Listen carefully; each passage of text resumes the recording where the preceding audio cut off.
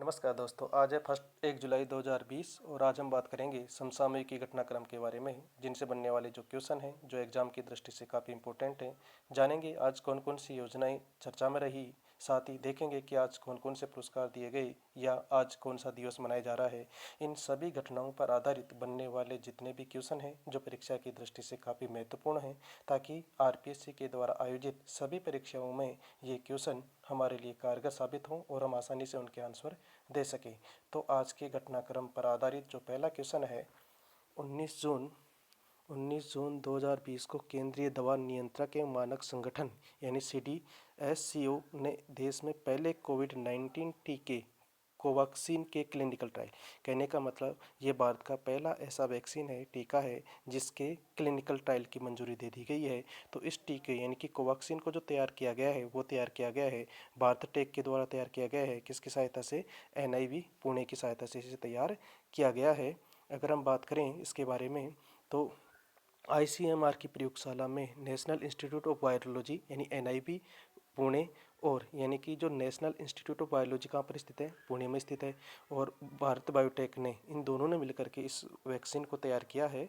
और कोवैक्सीन मानव नैदानिक परीक्षणों के लिए अनुमोदित होने वाला यह पहला स्वदेशी रूप से विकसित कोविड-19 वैक्सीन है। तो इसको ध्यान में रखना है कि भारत का पहला स्वदेशी रूप से विकसित जो वैक्सीन है जिसे कोविड-19 के लिए क्लिनिकल ट्रायल की मंजूरी दी गई है, उसका नाम है कोवैक्सीन, जिसका निर्माण किसके द्वारा किया गया है? भारत बायोटेक के द्वारा किया गया है। किसकी सहायता से? ICMR की सहायता से। और उसकी प्रयोगशाला है कहाँ पर?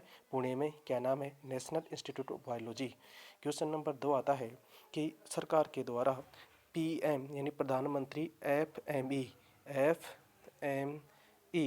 योजना की शुरुआत की गई है। इस योजना से संबंधित कथनों में कौन सा सही नहीं है?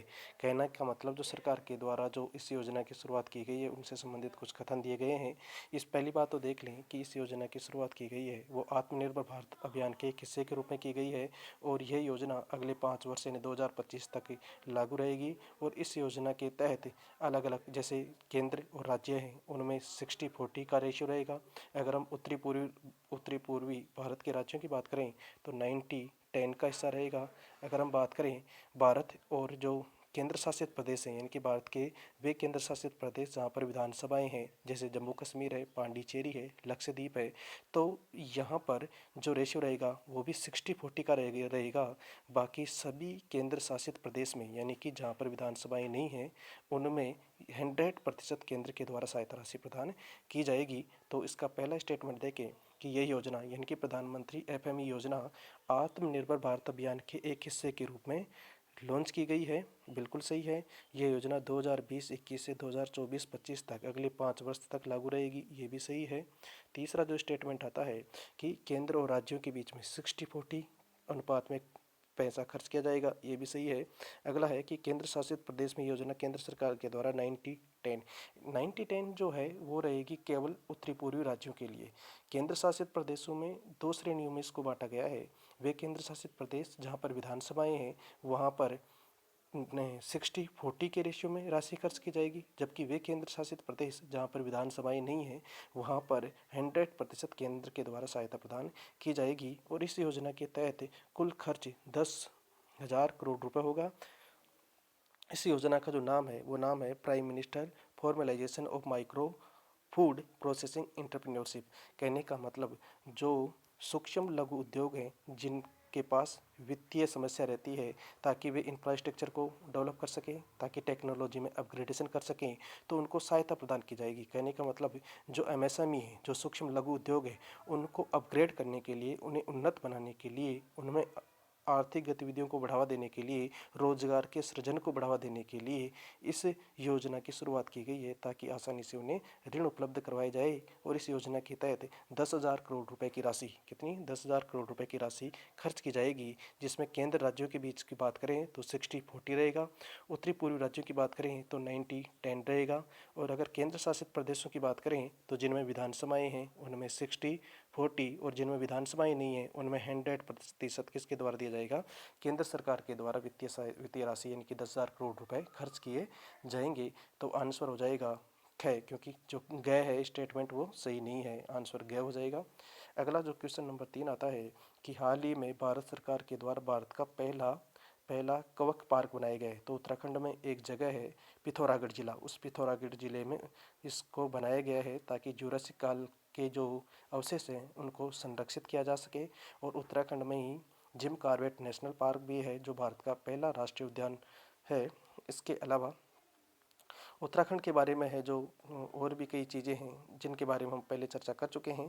क्वेश्चन नंबर 4 जो आता है कि हाल ही में, ये पुरस्कार से संबंधित है, हाल ही में बेट पुरस्कार 2020 मानवतावादी पुरस्कार से सम्मानित किया गया है। यानी बेट पुरस्कार 2020 के मानवतावादी पुरस्कार है, किससे सम्मानित किया गया है? बियॉन्से, यानी पॉप स्टार बियॉन्से को यह पुरस्कार दिया गया है। 2001 से ये पुरस्कार दिया जा रहा है। और टेलीविज़न नेटवर्क के द्वारा शुरू किए गए अमेरिकी पुरस्कार समारोह का मकसद क्या है कि एक साल में संगीत, अभिनय, खेल और मनोरंजन व अन्य क्षेत्रों में उत्कृष्ट प्रदर्शन करने वाले अफ्रीकी अमेरिकियों एवं अन्य अल्पसंख्यकों को इससे सम्मानित किया जाता है। तो बेट पुरस्कार 2020 मानवतावादी पुरस्कार किसे? बियॉन्से, यानी पॉप स्टार बियॉन्से को ये पुरस्कार दिया गया है। अगला जो क्वेश्चन आता है क्वेश्चन नंबर 5, ये भारत भूटान संबंधों को लेकर के है। और भारत भूटान संबंधों को लेकर के सबसे ज़्यादा जो संबंध बढ़ाए जा रहे हैं वो बढ़ाए जा रहे हैं आर्थिक गतिविधियों को लेकर के, विद्युत उत्पादन को लेकर के। जैसे भारत ने भूटान के साथ एक समझौता भी किया था 2008 में, जो ये कहता है कि भूटान को बिजली उत्पादन में क्या बनाना है? सक्षम बनाना है, आत्मनिर्भर बनाना है। तो इसी के संबंध में हाल ही में भारत ने भूटान के साथ एक परियोजना पर समझौता किया है, जो परियोजना 600 मेगावाट की है। कितने मेगावाट की है? 600 मेगावाट की है। और ये परियोजना जिसका नाम खोलोगछु खोलोगच्चू परियोजना है। और खोलोगच्चू परियोजना यहाँ पर एक खोलोगच्चू नदी है उसके तट पर स्थित है। तो भारत और भूटान, क्वेश्चन है भारत और भूटान के बीच हाल ही में कितने मेगावाट के खोलोगच्चू जैविक हाइड्रो इलेक्ट्रिक प्रोजेक्ट को लेकर के समझौता हुआ है? तो ये 600 मेगावाट, ये आपको ध्यान में रखना है। इसके बारे में देखें तो यह भूटान में लागू होने वाली पहली संयुक्त उद्यम परियोजना है। यह परियोजना 2025 की दूसरी छमाही में पूरी होने की उम्मीद है। 600 मेगावाट की यह परियोजना पूरी भूटान के त्रिसियांग तेसे जिले में खोलगच्चू यानी कि खोलोगच्चू नदी के निचले हिस्से पर स्थित है। क्वेश्चन नंबर 6 आता है कि जो अटॉर्नी जनरल के रूप में किसके कार्यकाल को 1 वर्ष के लिए बढ़ा दिया गया है?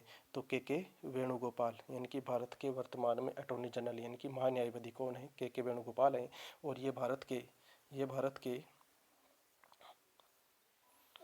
सर्वोच्च कानून अधिकारी हैं जिनकी नियुक्ति राष्ट्रपति के द्वारा की जाती है। और इनकी नियुक्ति की जाती है भारतीय संविधान के आर्टिकल 76 के तहत की जाती है। यानी भारत के संविधान के अनुच्छेद 76 में यह प्रावधान किया गया है जिसके अंतर्गत राष्ट्रपति के द्वारा नियुक्ति की जाती है। इसके अलावा यानी कि इससे संबंधित 3 आर्टिकल आपको ध्यान में रखना है। एक आर्टिकल 76, एक आर्टिकल 88 और एक आर्टिकल 105। आर्टिकल 76 में इसका संवैधानिक प्रावधान किया गया है जिसकी नियुक्ति राष्ट्रपति के द्वारा की जाती है। और राष्ट्रपति के प्रसाद पर्यंत पर ये कार्य करते हैं, अर्थात इनका कार्यकाल संविधान के द्वारा निश्चित नहीं किया गया है तथा इनके वेतन भत्ते भी राष्ट्रपति जी के द्वारा ही निर्धारित किए जाते हैं। आर्टिकल 88 में इनकी शक्तियों के बारे में बताया गया है। आर्टिकल 88 में यह बताया गया है कि ये संसद के दोनों सदनों की कार्रवाई में या संयुक्त अधिवेशन की कार्रवाई में भाग ले सकते हैं, बोल सकते हैं, लेकिन मत देने का इनको कोई अधिकार नहीं होता है। इसके अलावा अनुच्छेद 105 में इनकी शक्तियों के बारे में बताया गया है। हाल ही में इनका 3 वर्ष का कार्यकाल पूरा हो चुका था, लेकिन 1 वर्ष के लिए राष्ट्रपति जी के द्वारा इनके कार्यकाल को बढ़ा दिया गया है। और महान्यायवादी बनने यानी कि जो अटॉर्नी जनरल बनने की जो योग्यता है वह है हाई कोर्ट में, सुप्रीम कोर्ट में कोई भी न्यायाधीश बनने के लिए जो योग्यता धारण करता है उसी को राष्ट्रपति जी के द्वारा अनुच्छेद 76 के तहत अटॉर्नी जनरल यानी कि भारत का महान्यायवादी बनाया जाता है। राज्य में महाधिवक्ता की बात करें, क्योंकि जैसे भारत में देखें तो सर्वोच्च न्यायाधिकारी कौन होता है? सर्वोच्च विधिवेता या सर्वोच्च कानून अधिकारी कौन होता है? महान्यायवादी होता है। राज्य में कौन होता है? महाधिवक्ता होता है। और महाधिवक्ता की नियुक्ति भारतीय संविधान के अनुच्छेद 165 के तहत किसके द्वारा की जाती है? राज्यपाल के द्वारा की जाती है। अगला जो क्वेश्चन नंबर 7 आता है कि सरकार ने किसको अगले 3 साल के लिए सॉलिसिटर जनरल नियुक्त किया है, तो तुषार मेहता को।